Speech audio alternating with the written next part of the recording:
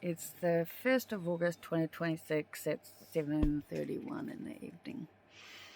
And I've just put my jammies on to jump into bed. It's warm and cozy here, so that's good. Went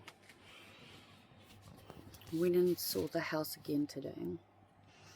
Murph came with me, helped me measure this place up and sort of see how it would look. We asked the man if we could move the couch away so that we could see the room when you're able to see the door.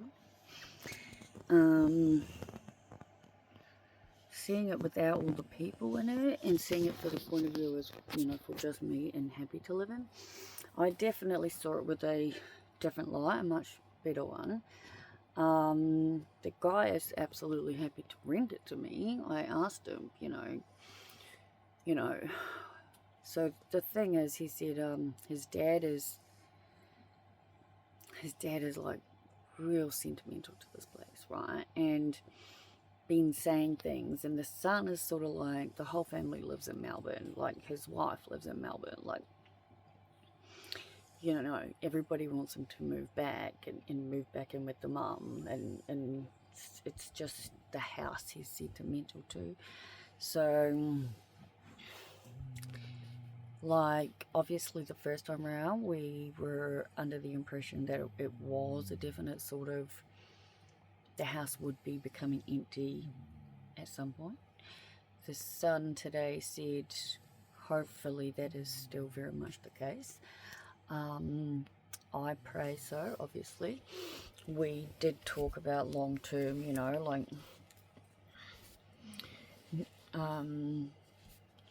well, basically discussing rent options in regards to like putting effort, time, money and love into the house to make it my own, which is only going to profit them.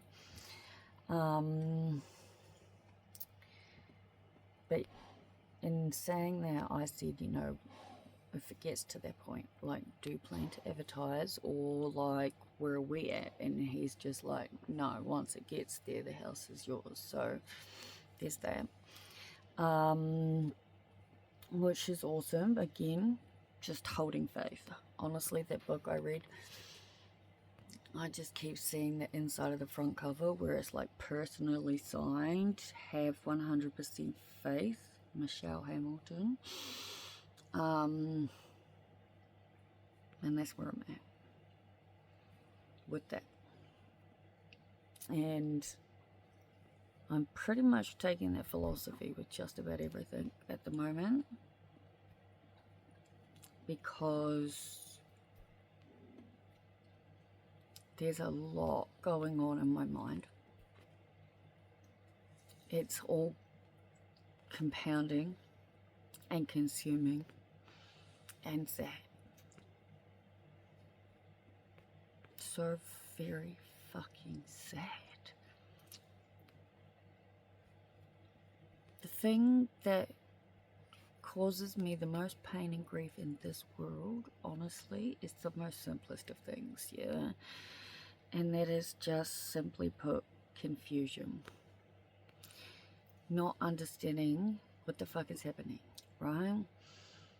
And most of the time, nothing ever feels like it makes any sense. And that's because every single person lives in a way that I don't understand. How is lying constantly and altering reality, even by a word or two, keeping things from you, not telling you things, just doesn't matter where, doesn't matter who, doesn't matter what. There is absolutely not one single being in this universe, other than me, who I actually genuinely truly trust anymore. None. Nothing. Nada. It makes for a really fucking sad and depressing world. And yet I know for a fact how fucking powerful I actually truly am. And it is shown to me constantly by everything being reflected back, and that means I have to work as hard as I fucking can to rise above, to get out of the funk I'm in, right? I have a curtain now. See this thing? It's fucking incredible, right? I can cocoon myself in, alright? Maybe if I'd done this when I fucking needed to 6-7 months ago, maybe it'd be different. Probably not, but who knows, maybe my mental health wouldn't be quite so fucking fragile. But again,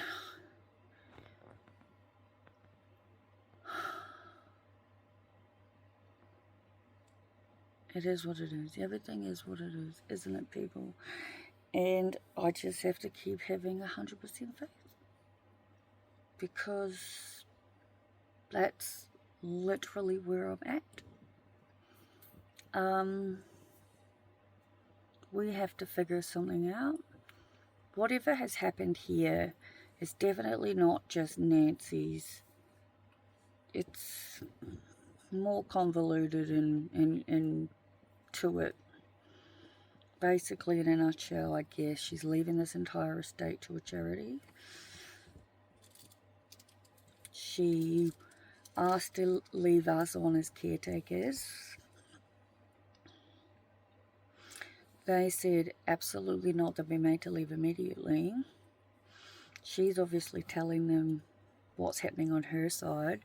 So Merv fucking up with the whole not writing the list of fucking days and times and whatnot for the appointment, which just mind boggles me. He says he forgets, but you know, like I just said before, there is zero trust, yeah? Like, today I asked him where the little money coin thing is that I got from Elaine, right? The thing I bought that I really, really liked, thought was super cute and pretty. And I asked it where it was, because I'd said we can just use it to put the laundromat money in, right?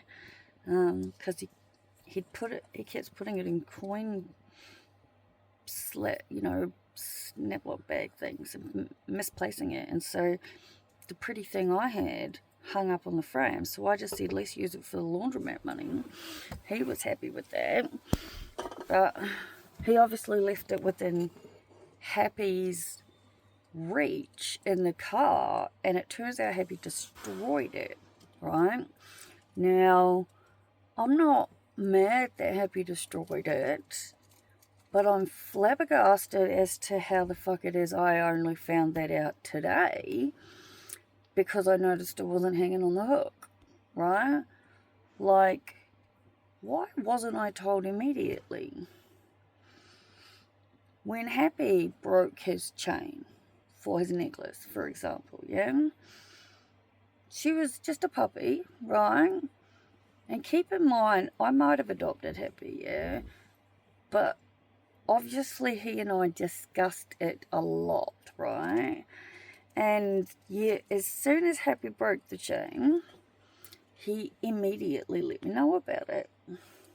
So obviously I offered to repay it, yeah? And I gave him my card.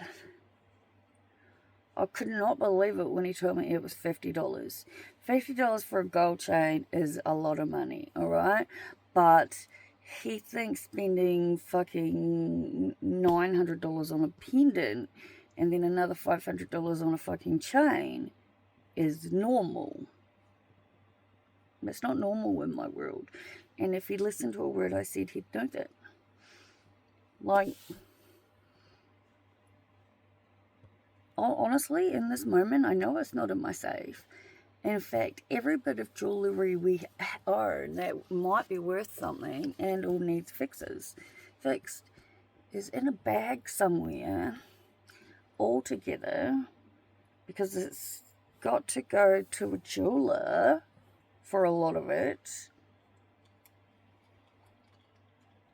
And in this moment, I'm fucking frantically going through my head and thinking, I absolutely could not put my hand on it right now, guys. it could be numerous places, either in the back of Merv's car or in the storage that's in the room in Nancy's house, which also I've said to Merv several times now over the past week, that we need to get your car out, right, unattach it from it. I've cleared the path so you could just drive through the front, and then take everything that's in the back of his car out so that we can then repack it correctly and take all the crap out of her house, right? Because this charity, she told me so many stories about all these different charities that she was leaving this massive estate to, guys. It's like 44 acres. It must be like a multi-million-dollar property, I reckon. And yet she doesn't seem to understand that she's the one who takes control. Like, she can ride whatever the fuck claws she wants and whatever she wants. She's giving this property to these people for nothing. Yeah? When they said that, that's kind of just, yeah, and then you add in the fact that fucking she asked for what she did. And look, I lost my fucking mind at him. Because it's just... because I did. And like I've said to him, I believe in a multiverse and millions of different fucking versions of reality. In every single fucking one of them. With what I was blindsided with. And I'm talking blindsided. It literally came out of the left field like I had no fucking clue what was happening. I would have reacted the same way.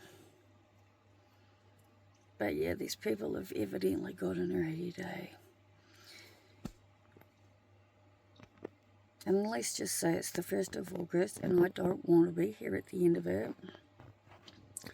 As in, to clarify, I want to leave as soon as fucking possible. But, we just have to do what we have to do and